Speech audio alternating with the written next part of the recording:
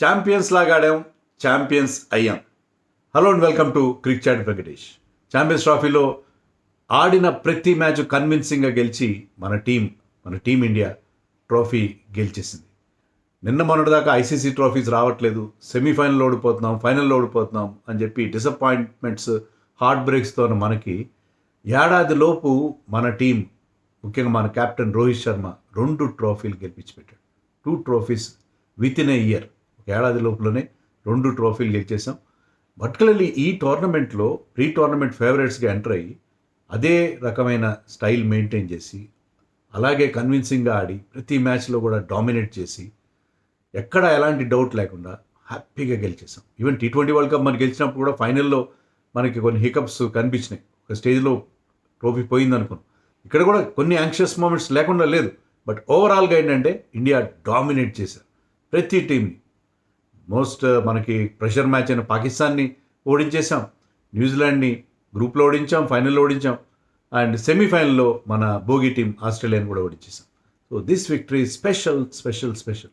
ఎందుకంటే టీమ్ ఇంత కన్సిస్టెంట్గా ఉండవు, ఇంత ticking all the boxes, all the bases covered లాంటి సిచ్యుయేషన్ గతంలో ఎప్పుడు లేదు.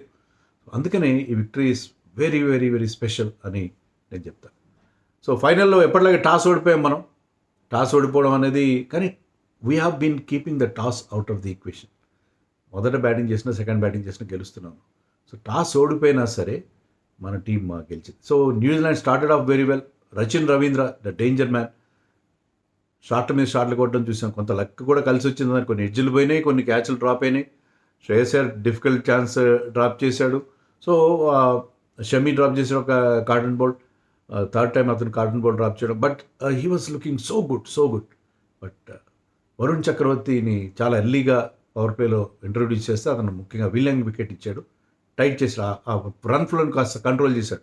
అంతవరకు వాళ్ళు చెలరేగిపోతున్నారు. అండ్ కుల్దీప్ యాదవ్ వచ్చాడు. కుల్దీప్ యాదవ్ వచ్చి రావడంతోనే ఈ పిక్డప్ రచిన్ రవీంద్ర. సో రచిన్ రవీంద్రని అవుట్ చేసి క్లీన్ బౌల్ చేశాడు. It was bamboozle. అర్థం కాలేదు అతనికి, ఆ బాల్ ఎలా వచ్చింది, ఎలా వెళ్ళిందని అర్థం కాలేదు. So he could not pick his googly. So Kuldeep Yadav ఇచ్చిన breakthrough, that was very very important. Kuldeep Yadav గురించి నేను వీడియో కూడా చేశాను. కుల్దీప్ యాదవ్ ఆడాడు అని చెప్పి, ఆడకూడదు అని చెప్పి చాలామంది మాట్లాడారు before this match. And Kuldeep Yadav value ఏంటో అక్కడ ప్రూవ్ చేశాడు. Is a wicket taker. ఆ తర్వాత within no time he removed the danger man Williamson also. Williamson కూడా సర్ప్రైజ్ అయ్యాడు. బాల్ సడన్లీ కొద్దిగా ఆగి వచ్చినట్టుగా ఉంది. And soft dismissal, he spooned it back to the bowler. And Kuldeep did not make any mistake. So ఆ 2 వికెట్లు పడేసరికి 56 for no loss నుంచి వాళ్ళు 73 ఫర్ 3 అయిపోయారు.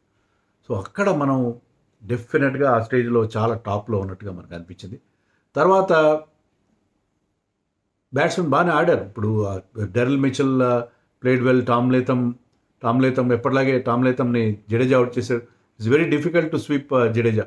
మరొకసారి అతను క్వికిష్ లెఫ్ట్ ఆర్మ్ స్పిన్ని స్పీడ్ చేయడం చాలా కష్టం. టామ్ లేథమ్ ఆ ప్రయత్నం చేసి అతను గాట్ అవుట్ LBW. సో వాళ్ళ బ్యాట్స్మెన్ ట్రై చేస్తున్నారు. Mitchell had good partnerships, one with Phillips and another with Bracewell.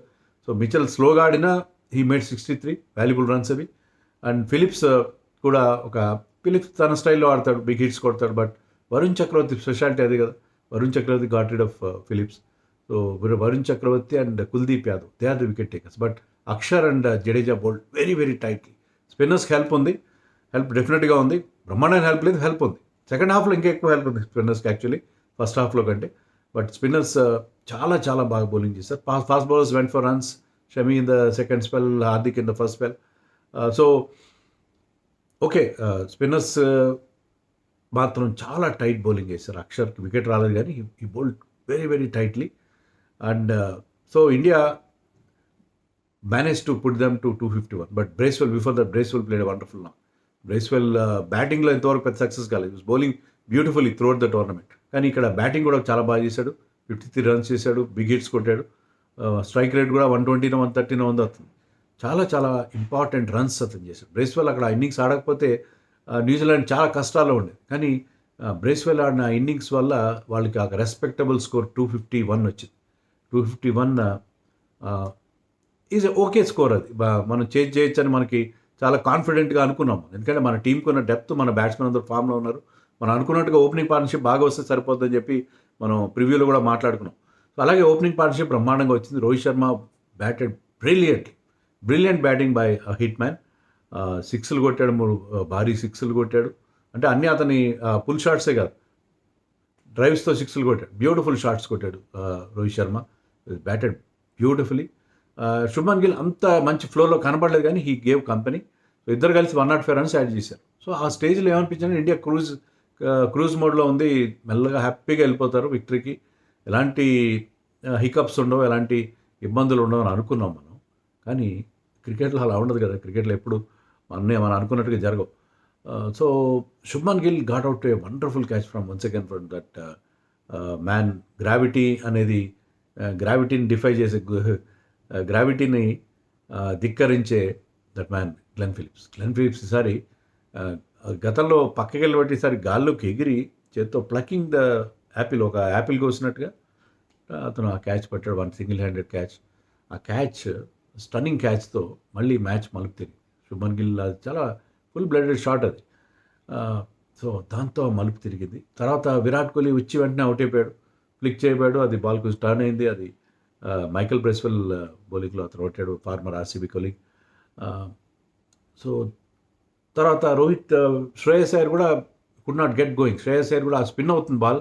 Shreyas Iyer spin బాగా ఆడతారు, కానీ అతను కూడా రన్స్ చేయలేకపోయాడు. మేడిన్ ఓవర్ ఆడిన తర్వాత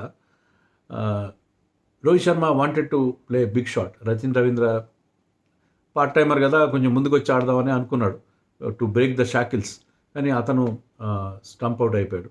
so Rohit Sharma wonderful innings, 773, 7 4s and 3 6s, almost run ball innings అది. సో రోహిత్ శర్మ బాగా ఆడట్లేదు అని చెప్పి నేను చాలా టీవీ షోస్ కూడా చేసిన దాంట్లో అందరూ అదే రోహిత్ శర్మ విషయంలో చాలా ఇదిగా మాట్లాడారు. But I said Rohit Sharma ఫైనల్లో ఆడతాడు చూడండి, టీం కోసం ఆడుతున్నాడు, అగ్రెసివ్గా ఆడుతున్నాడు. అదే అగ్రెసివ్ స్టైల్లో ఈ made that important contribution of 73. So ఆ 3 వికెట్లు పడిన తర్వాత మనకి అంటే ఒక 21 రన్స్ తేడాతో అనుకుంటా మనం 3 వికెట్లు పోయినాయి మనకి. సో మనం చాలా ఇబ్బందులు పడినట్టుగా అనిపించింది. But this man Shreyas Iyer once again, నన్ను అడిగితే ప్లేయర్ ఆఫ్ ది టోర్నమెంట్ అతనికి ఇవ్వాలి. రచిన్ రవీంద్రకి ఇచ్చారు. రచిన్ రవీంద్ర 2 సెంచరీలు చేస్తుండొచ్చు, అందుకంటే ఎక్కువ రన్స్ చేసిన వాళ్ళకి ఇవ్వడానికి కాదు కదా. But Shreyas Iyer's contributions first match మినహాయిస్తే బంగ్లాదేశ్ మ్యాచ్లో తక్కువ రన్స్ చేశాడు. తర్వాత ప్రతి మ్యాచ్లో ఆ మిడిల్ ఓవర్స్లో స్పిన్నర్స్ పని పట్టడం అతను ఒక డ్యూటీగా పెట్టుకున్నాడు. ఆ స్పిన్నర్స్ ఛాలెంజ్ని నలిఫై చేయడంలో each and every match in all 4 matches after the first match ఈ ప్లేడ్ బ్యూటిఫుల్లీ. అలాంటి ప్లేయర్కి మీరు ప్లేయర్ ఆఫ్ ది టోర్నమెంట్ ఎందుకు ఇవ్వలేదు నాకు అర్థం కాలేదు. శ్రేయస్ అయ్యర్ కాస్త స్లోగా ఆడాడు ఇక్కడ, ఎందుకంటే స్పిన్నర్స్ చాలా ఎవరు calling shots. And Bracewell bowl brilliantly. ఒక ఆఫ్ స్పిన్నర్ అంత టైట్ బౌలింగ్ చేయడం ఇటీవల కాలంలో ఎప్పుడు చూడలేదు. It's quicker through the air, but చాలా accurate. It was giving nothing away. And Santner గురించి చెప్పేది అది. సో రన్స్ స్క్వీజ్ చేశారు, బట్ అక్షర్ అండ్ శ్రేయస్ అయ్యర్ మధ్య ఒక 61 రన్స్ పార్ట్నర్షిప్ వచ్చింది. ఎలాగైతే ప్రతి మ్యాచ్లో అక్షర్ అండ్ శ్రేయస్ అయ్యర్ మిడిల్ ఓవర్స్లో వాళ్ళిద్దరూ ఒక చాలా ఇంపార్టెంట్ కాంట్రిబ్యూషన్స్ ఇస్తున్నారు, ఇక్కడ కూడా అది మనకు ఆ టెన్షన్ని చాలా వరకు దూరం చేసింది. But Shreyas Iyer drinks break తర్వాత ఒక క్లియర్ చేద్దాం అంటున్నాడు షార్ట్ ఫైన్ లెగ్, బట్ ఈ could not do that. Out అయిపోయాడు. తర్వాత అక్షర్ కూడా అనవసరమైన షాట్ కొట్టాడు. అనవసరమైన బిగ్ షాట్ కోసం వెళ్ళి శాంట్నర్ లాస్ట్ ఓవర్లో he wanted to take him on, అది అర్థం కాలేదు. సో అది అతను కూడా అవుట్ అయిపోయాడు. సో అక్షర్ అలా అంత ఇర్రెస్పాన్సిబుల్గా ఆడడం మనం చూడలేదు. బట్ కేఎల్ రాహుల్ ఉన్నాడు కదా, కేఎల్ రాహుల్ ఆ కామింగ్ ఇన్ఫ్లుయెన్స్, అతను చాలా కూల్గా ఆడాడు. స్టార్టింగ్లోనే ఒక 6 కొట్టాడు. అంటే రన్ రేట్ ఎప్పుడైతే పెరుగుతుందో దాని రన్ రేట్ కంట్రోల్లో తెచ్చుకోవడం, సింగిల్స్ తీయడం, 2s తీయడం, running very quick between the wickets. So ఆ calming influence brought by KL Rahul. And Hardik Pandya మనకు తెలుసు కదా, బిగ్ హిట్స్ కొడతారు, దానివల్ల టెన్షన్ అండ్ ప్రెషర్ రిలీజ్ అవుతుంది. సో ఆ బిగ్ హిట్స్ అతను ఎగ్జిక్యూట్ చేయగలిగాడు, occasional big hits. But Rahul మాత్రం బ్రిలియంట్. రాహుల్ ఆడిన ఇన్నింగ్స్ వెరీ ఇన్వాల్యుబుల్, చాలా వాల్యుబుల్. లాస్ట్ మ్యాచ్లో ఈవెన్ అగేన్స్ట్ ఆస్ట్రేలియా కూడా అలాంటి ఇన్నింగ్స్ ఆడాడు. ఇక్కడ కూడా అన్బీటెన్ ఇన్నింగ్స్. చివరిదాకా అంటే ఆ చేజ్ని కంప్లీట్ చేయడంలో రాహుల్ ఉంటే మనకు ఆ నమ్మకం ఉంటే ఆ ధీమా ఇచ్చాడు. సో హార్దిక్ పాండ్యా కూడా ఒక షార్ట్ బాల్ ఆడే ప్రయత్నంలో అవుట్ అయిపోయాడు. But Ravindra Jadeja was there to finish off the match. Jadeja batted very well. అతను అంటే నెంబర్ 8 దాకా మనకు బ్యాటింగ్ ఉండడం అనేది ఎంత ఇంపార్టెంట్ అంటే ఈ ఈ టోర్నమెంట్‌లో మనం తీసుకున్న టెంప్లేట్ దాంట్లో ఏంటంటే నలుగురు స్పిన్నర్స్ ఉన్నా పర్లేదు. బట్ నెంబర్ 8 దాకా బ్యాటింగ్ ఉండాలి. వాళ్ళు ఐదుగురు స్పిన్నర్స్ కాదు. దాంట్లో ఇద్దరు మాత్రమే స్పిన్నర్స్, ముగ్గురు ఆల్ రౌండర్స్ అని ప్రతి ప్రెస్ కాన్ఫరెన్స్‌లో రోహిత్ శర్మ చెప్తూ వచ్చాడు. సో, ఆల్ రౌండర్స్ ఉండడం అనేది and Jadeja batting at number 8 టీమ్‌కి ఆ ఇన్సూరెన్స్ క్లెయిమ్ చేసుకున్నాం మనం ఈసారి. సో, చాలా చాలా మ్యాచ్‌లు క్లెయిమ్ చేసుకున్నాం. 4 వికెట్స్‌తో గెలవడం మనం ఇది రెండోసారి. లాస్ట్ మ్యాచ్‌లో కూడా అలాగే చేసాం. So, I think Jadeja scored those winnowing runs. So, India champions trophy గెలిచింది 2013 తర్వాత. మళ్ళీ ఆ వైట్ జాకెట్స్ చాలా నాకు నచ్చుతుంది. ఛాంపియన్స్ ట్రోఫీలో నచ్చే అంశం ఏంటంటే విన్నింగ్ టీమ్ ఆ వైట్ జాకెట్స్ వేసుకోవడం చాలా బాగుంటుంది. అందరూ వైట్లో even I'm wearing white no. వైట్లో everybody looks very good. So, white jackets వేసుకొని వాళ్ళు సెలబ్రేట్ చేసుకోవడం. లాస్ట్ టైం మీకు గుర్తున్నది రోహిత్ శర్మ, విరాట్ కోహ్లీ పుషప్స్ చేయడం. I think Jadeja Gangnam dance చేయడం. జడేజా, రోహిత్ అండ్ విరాట్ కోహ్లీ ఉన్నట్టున్నారు అప్పటి టీంలో ఆడిన వాళ్ళు. సో, 2013 తర్వాత మళ్ళీ లాంగ్ గ్యాప్ తర్వాత మనం అంటే 12 ఏళ్ళ గ్యాప్ తర్వాత మళ్ళీ ఛాంపియన్స్ ట్రోఫీ గెలిచాం. వాట్ ఏ ప్రౌడ్ మూమెంట్, అంటే వాట్ ఏ హ్యాపీ మూమెంట్. నిజంగా ఈ సండే రోజున ఏదో సెంటిమెంట్, సండే రోజున గెలవరు, లేకపోతే న్యూజిలాండ్తో 2 ఫైనల్స్ ఆడారు, 2 ఫైనల్స్ ఓడిపోయాం. WTC ఫైనల్ ఓడిపోయాం. 2000లో ఇదే ఛాంపియన్స్ ట్రోఫీ ఫైనల్ ఓడిపోయాం. న్యూజిలాండ్ మన ఫైనల్కి గెలవడం. ఇలా ఎన్నో థియరీస్ అని సోషల్ మీడియాలో చెప్తారు. మీరు బాగా ఆడితే అన్నీ గెలుస్తారు. మీ టీం బాగుంది, మీ టీం సెలక్షన్ బాగుంది, మీ స్ట్రాటజీ బాగుంది, మీ కెప్టెన్ బాగున్నాడు, మీ ప్లేయర్స్ అందరూ బాగున్నారు, ప్రతి ఒక్కరు పర్ఫామ్ చేశారు. నేను శ్రేయస్ అయ్యర్కి ఇవ్వాలని అన్నాను కానీ player of the tournament each and every player has made wonderful contribution. ప్రతి ఒక్కరి కాంట్రిబ్యూషన్ ఉంది. సో, మామూలుగా ఏంటంటే ఒక టోర్నమెంట్లో ఒకరు ఇద్దరు బాగా ఆడతారు, కానీ ఇక్కడ ప్రతి ఒక్కరు బాగా ఆడారు. ప్రతి ఒక్కరి కాంట్రిబ్యూషన్ ఉంది. వరుణ్ చక్రవర్తి అవుట్ ఆఫ్ సిలబస్గా వచ్చాడు. వచ్చి అతను బ్రహ్మాండమైన మనకి అతను చూసి అతని బౌలింగ్కి భయపడాలి చేశాడు మిగతా అందరూ, అన్ని టీమ్స్ కూడా. అండ్ కుల్దీప్ యాదవ్ కూడా ఆ ఇంపార్టెంట్ బ్రేక్ త్రూస్ ఇవ్వడం అనేది అతను ప్రతి మ్యాచ్లో మనం చూసాం. అండ్ అదర్ 2 స్పిన్నర్స్ కూడా they contributed brilliantly both with bat and ball. So, Shami కూడా కీలకమైన వికెట్లు ఇచ్చాడు. ముఖ్యంగా ఆస్ట్రేలియాకి అగెయిన్స్ట్గా అతను తీసుకున్న వికెట్స్ చాలా important. And Hardik Pandya all round ability, మనకి అతను ఇచ్చిన finishing touch. So, each and every member of the team has contributed to this victory. And Virat Kohli 2 key innings ఆడాడు ఫైనల్లో ఫెయిల్ అయినప్పటికీ. సో, అందరి కాంట్రిబ్యూషన్స్ ఉండడం, అందరూ వాళ్ళ రోల్ని పర్ఫెక్ట్గా ఎగ్జిక్యూట్ చేయడం. So, this is a tournament. దాంట్లో మనకేదో మిరకిల్ జరిగినాయి, లేకపోతే మనం ఒక వెన్యూలో ఆడాం, ఇవన్నీ కాదు. మన టీం పర్ఫెక్ట్గా ఆడారు, చాలా పర్ఫెక్ట్గా ఆడారు, చాలా ప్రొఫెషనల్గా ఆడారు. సో, మనకి కొన్ని ఇబ్బందులు ఎదురైనా కూడా దాన్ని కవర్ చేయడానికి మన టీంలో ఆ స్ట్రెంత్ మనకు అనిపించింది. అందుకే మనం గెలిచాం. So, I'm very happy. మీరు కూడా చాలా హ్యాపీగా ఉంటుంది. వీడియో కాస్ట్ లేట్ చేశారు సార్. అంటే నేను విన్ అయినప్పుడు సరే వీడియో చేయాలి, మీకు తొందరగా చేయాలి కరెక్టే, కానీ ఆ విన్నింగ్ మూమెంట్స్ చూడకుండా ఉండలేను. మా క్యాప్టెన్ ఏం చెప్తాడు, ఆపోజిషన్ క్యాప్టెన్ ఏం చెప్తాడు, కప్పు మన వాళ్ళు అందుకున్నప్పుడు లైవ్గా చూడాలి. నేను వీడియో చేస్తుంటే అక్కడ ఈ లోపల కప్ ప్రజెంట్ చేస్తే నేను అలా I don't want to miss it live.